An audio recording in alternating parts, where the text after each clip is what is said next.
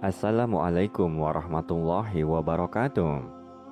Setelah terjadinya kiamat, manusia akan dibangkitkan dan dikumpulkan di padang mahsyar. Mahsyar adalah dataran yang sangat luas, di mana berkumpulnya manusia pertama sampai manusia terakhir. Manusia akan dibangkitkan dari kuburnya menghadap Allah Subhanahu wa Ta'ala dan mempertanggungjawabkan segala amal perbuatannya selama di dunia. Manusia digiring ke padang mahsyar dengan berbagai keadaan yang berbeda sesuai dengan kadar amalnya. Ada manusia yang digiring dengan berjalan kaki dan tidak berpakaian, sebagaimana dikabarkan oleh Rasulullah SAW. Sesungguhnya kalian akan menjumpai Allah dalam keadaan tidak beralas kaki, tidak berpakaian, berjalan kaki dan belum dihitan. Hadis riwayat Bukhari. Ada manusia yang digiring dengan berkendara. Ada juga manusia yang digiring dengan diseret wajahnya. Rasulullah SAW bersabda, sesungguhnya kalian akan dikumpulkan ke padang mahsyar dalam keadaan berjalan, berkendara, serta ada juga yang diseret di atas wajah-wajah kalian. Hadis riwayat Tirmizi. Manusia dikumpulkan dengan tanpa pakaian, namun pria maupun wanita tidak lagi memiliki hasrat untuk saling melihat. Keadaannya jauh lebih berat daripada sekedar saling memandang. Manusia mengalami ketakutan dan kecemasan yang luar biasa. Seluruh manusia dikumpulkan dalam keadaan berdiri selama ribuan tahun.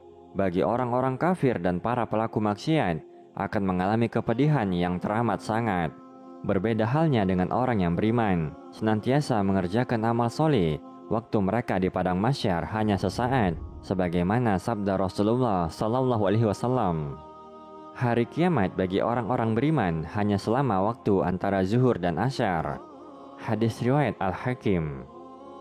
Orang-orang beriman juga akan terhindar dari segala kondisi mencekam di hari kiamat. Mereka merasakan kenikmatan di padang mahsyar. Allah Subhanahu wa Ta'ala berfirman, barang siapa yang membawa kebaikan, maka ia memperoleh balasan yang lebih baik daripadanya.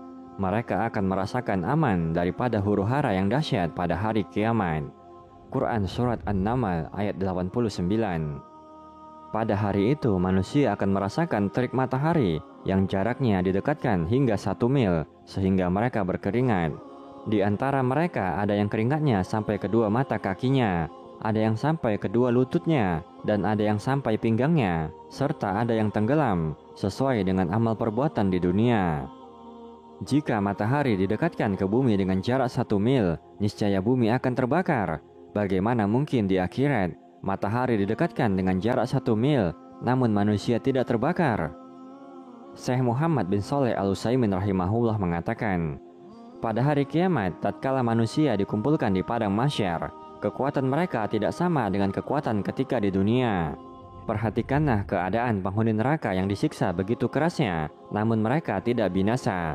Itu karena agar mereka terus-menerus merasakan azab yang dahulu mereka dustakan.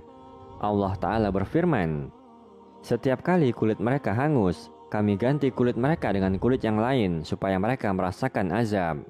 Al-Quran Surat An-Nisa ayat 56.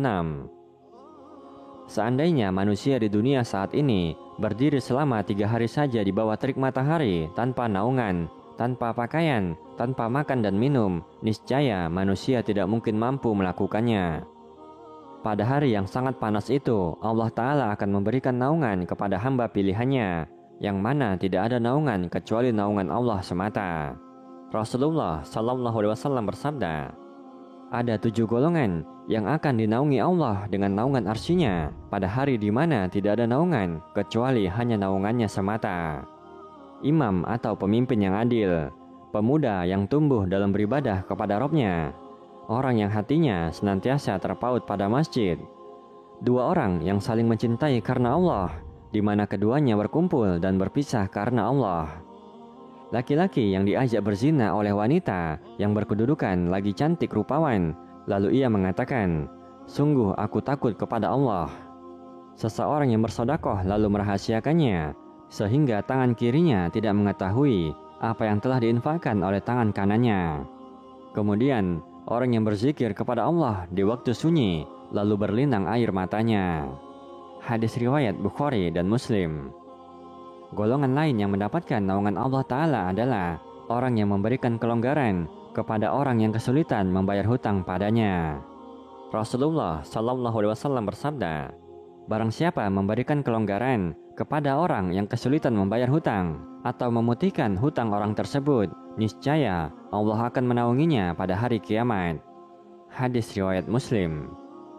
Semoga Allah Subhanahu wa Ta'ala memberikan hidayah, taufik dan pertolongannya agar kita menjadi bagian dari golongan yang mulia ini.